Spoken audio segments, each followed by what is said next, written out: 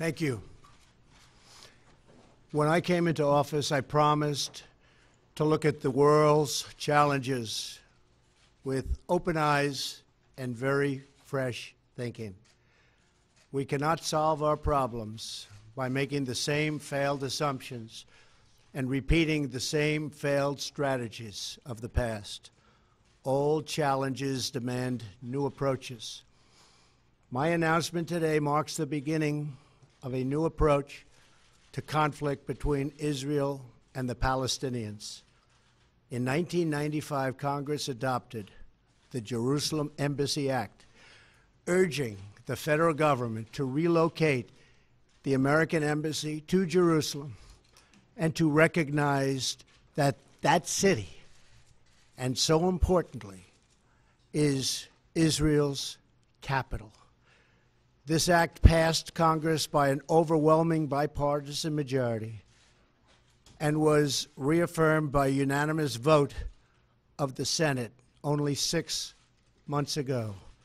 Yet for over 20 years, every previous American president has exercised the law's waiver, refusing to move the U.S. Embassy to Jerusalem or to recognize Jerusalem as Israel's capital city. Presidents issued these waivers under the belief that delaying the recognition of Jerusalem would advance the cause of peace.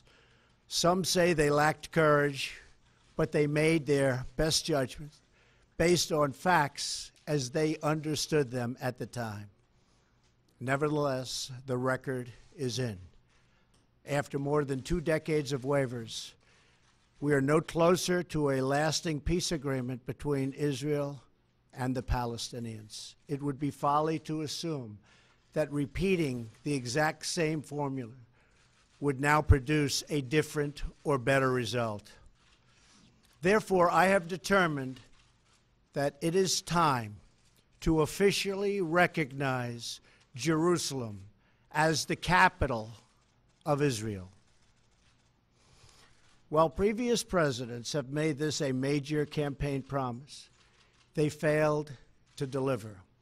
Today, I am delivering. I've judged this course of action to be in the best interests of the United States of America and the pursuit of peace between Israel and the Palestinians. This is a long overdue step to advance the peace process and to work towards a lasting agreement. Israel is a sovereign nation with the right, like every other sovereign nation, to determine its own capital. Acknowledging this is a fact is a necessary condition for achieving peace. It was 70 years ago that the United States, under President Truman, recognized the state of Israel. Ever since then, Israel has made its capital in the city of Jerusalem, the capital the Jewish people established in ancient times. Today, Jerusalem is the seat of the modern Israeli government. It is the home of the Israeli parliament, the Knesset, as well as the Israeli Supreme Court. It is the location of the official residence of the Prime Minister and the President. It is the headquarters of many government ministries. For decades, visiting American presidents, secretaries of state, and military leaders have met their Israeli counterparts in Jerusalem, as I did on my trip to Israel earlier this year. Jerusalem is not just the heart of 3 great religions, but it is now also the heart of one of the most successful democracies in the world. Over the past 7 decades, the Israeli people have built a country where Jews, Muslims, and Christians, and people of all faiths are free to live and worship according to their conscience and according to their beliefs. Jerusalem is today and must remain a place where Jews pray at the Western Wall, where Christians walk the stations of the cross, and where Muslims worship at Al-Aqsa Mosque. However, through all of these years, presidents representing the United States have declined to officially recognize Jerusalem as Israel's capital. In fact, we have declined to acknowledge any Israeli capital at all. But today we finally acknowledge the obvious, that Jerusalem is Israel's capital. This is nothing more or less than a recognition of reality. It is also the right thing to do. It's something that has to be done.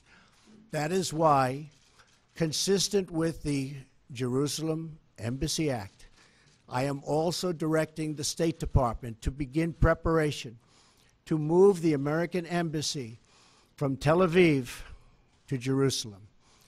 This will immediately begin the process of hiring architects, engineers, and planners so that a new embassy, when completed, will be a magnificent tribute to peace. In making these announcements, I also want to make one point very clear. This decision is not intended in any way to reflect a departure from our strong commitment to facilitate a lasting peace agreement.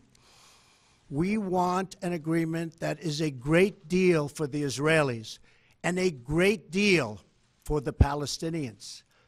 We are not taking a position of any final status issues, including the specific boundaries of the Israeli sovereignty in Jerusalem or the resolution of contested borders. Those questions are up to the parties involved.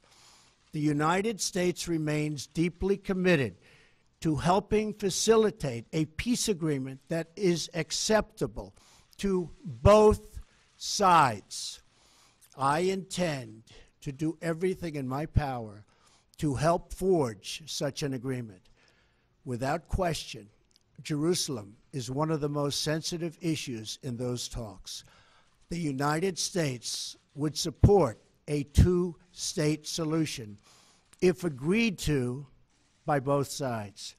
In the meantime, I call on all parties to maintain the status quo at Jerusalem's holy sites, including the Temple Mount, also known as Haram al-Sharif. Above all, our greatest hope is for peace, the universal yearning in every human soul. With today's action, I reaffirm my administration's longstanding commitment to a future of peace and security for the region. There will, of course, be disagreement and dissent regarding this announcement.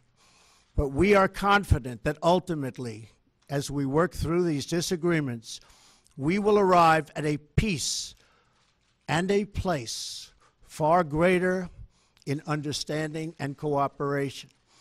This sacred city should call forth the best in humanity, lifting our sights to what it is possible, not pulling us back and down to the old fights that have become so totally predictable. Peace is never beyond the grasp of those willing to reach it. So today we call for calm, for moderation, and for the voices of tolerance to prevail over the purveyors of hate. Our children should inherit our love, not our conflicts. I repeat the message I delivered at the historic and extraordinary summit in Saudi Arabia earlier this year. The Middle East is a region rich with culture, spirit, and history. Its people are brilliant, proud, and diverse, vibrant, and strong. But the incredible future awaiting this region is held at bay by bloodshed, ignorance, and terror. Vice President Pence will travel to the region in the coming days to reaffirm our commitment to work with partners throughout the Middle East to defeat radicalism that threatens the hopes and dreams of future generations.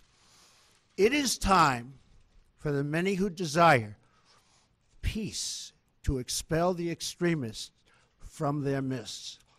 It is time for all civilized nations and people to respond to disagreement with reasoned debate, not violence.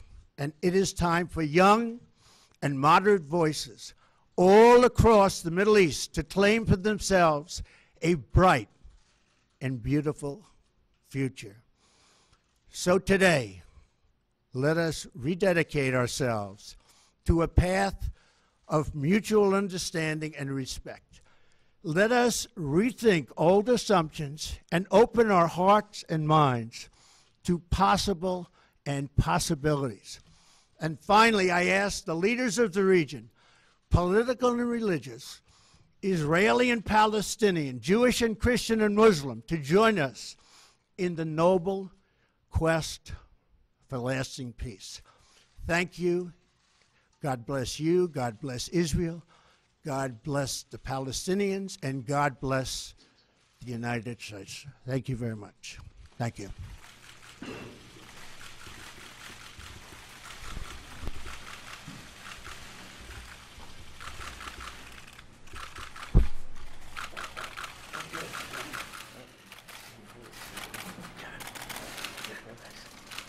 Thank you.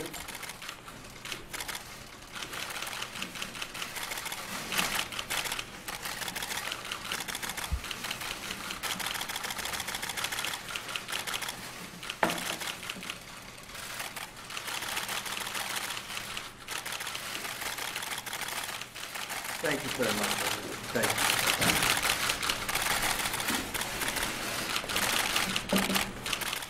Thank you. Thank you very much.